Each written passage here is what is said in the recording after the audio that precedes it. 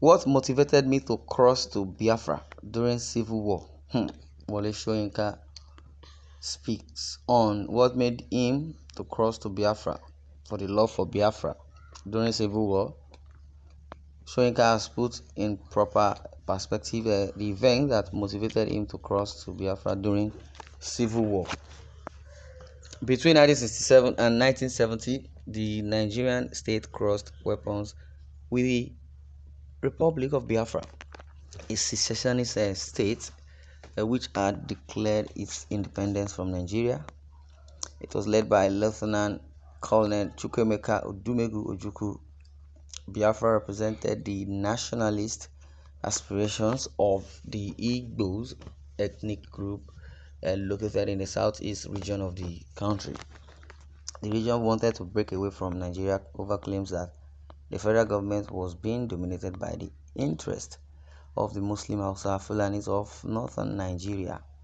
The story of the Nigerian Biafra War will not be complete without the episode that featured the respected and noble laureate who was infamously jailed over his straw petitions, or rather meeting with Ojukwu in Enugu State just because the war festered.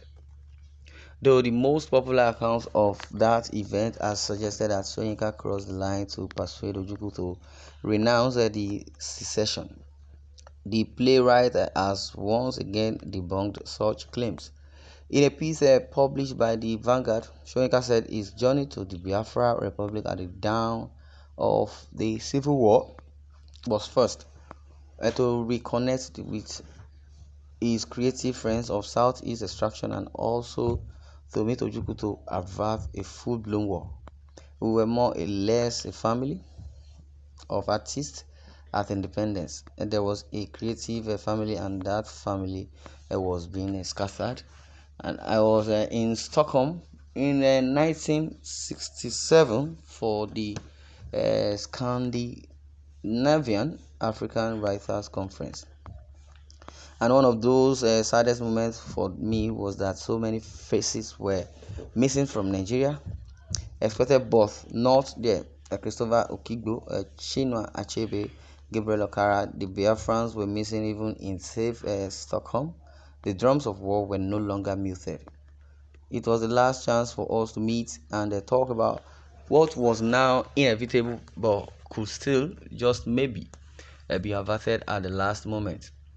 I returned to Nigeria very sad, and I was feeling as if I lost a limb. Several limbs, in fact. It was like, was this going to be it? We would become enemies confronting each other across the line of fire. There were people who were ready to take up arms, like Christopher Okigo, Soyinka narrated. He continued, at the time I had already run into Christopher Okigo. It took place in Brussels. I even recall the name of the hotel Königsberg, purely by accident, and I knew he had come to purchase arms for Biafra. I challenged him and he admitted it. All these fortuitous encounters impressed on me a sense of urgency. Later, I had a meeting earlier in London. I mentioned that in my Ibadan, where we talked about the possibility of going to Biafra on a last-minute mission of intervention. Again, as I disclosed in my memos, Aminu Abdullahi, who is now dead, actually volunteered to go. This was at the meeting in London. We hooked up around a place called the Transcription Center. We didn't even know which way some of us would go. Would JP consider himself an Easterner or Westerner? It was the breakup of a robust circle of creativity. We decided that Aminu should not go because he looked so clearly a Northerner. We said, look, you won't even get past the first roadblock, because at that time there was such a bitterness, a murderous paranoia, and it was understandable on account of the program which had taken place earlier. I went to the conference. My colleagues were not present, and when I returned to Nigeria, the first skirmishes had taken place on the northern border, and I realized that soon it would be impossible to travel to Biafra I was restless. I knew I couldn't function until I had crossed the lines in search of them, and I said, when I get there, I'll find Christopher Kigbo somewhere, and then get to Ojuku. That was the reason why I went. A chance at that last moment that something could be done. Some people continue to narrate that I went across to persuade Ojuku to renounce the secession.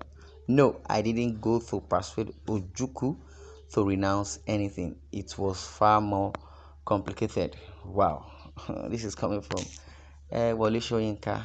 And on this account, I would say Wole Soyinka is a well-respected, person. Soyinka put in his own proper perspective the event that motivated him to cross to Biafra during the Civil War.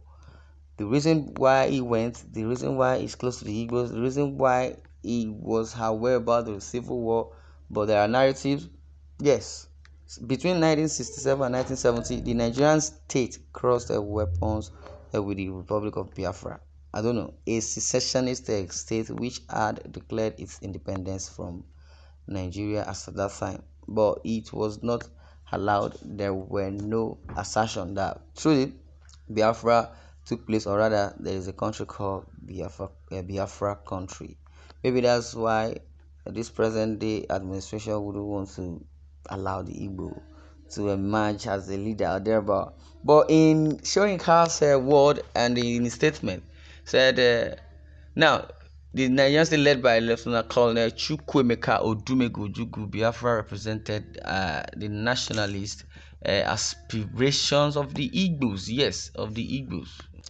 The Igbo ethnic group located in the southeast region of the country. Now, the region wanted to break away from Nigeria over claims that the federal government was being dominated by the interests of the Muslims outside Fulanis of northern Nigeria, which is the same challenge everyone is facing, because during the time of Buhari's administration, we believe that Buhari would have never supported any Igbo, if at all, because of the fear of the civil war or thereabout 1967, between 1967 and 1970. Now, Wole Soyinka is letting us know his own side of the story as by what he knows. He joined the Biafra not because, or he went to Biafra not because he wanted to go and seize secessionist agitation, or to venture into their determination. No, there is a different ballgame entirely. He said the story of the Nigerian Biafra war will not be complete without the episode that featured the respected Nobel laureate who was infamously jailed over his surreptitious meeting with Ojukwu in Enugu State just before the war first started. Then, who is the Nobel laureate, or who was the Nobel laureate?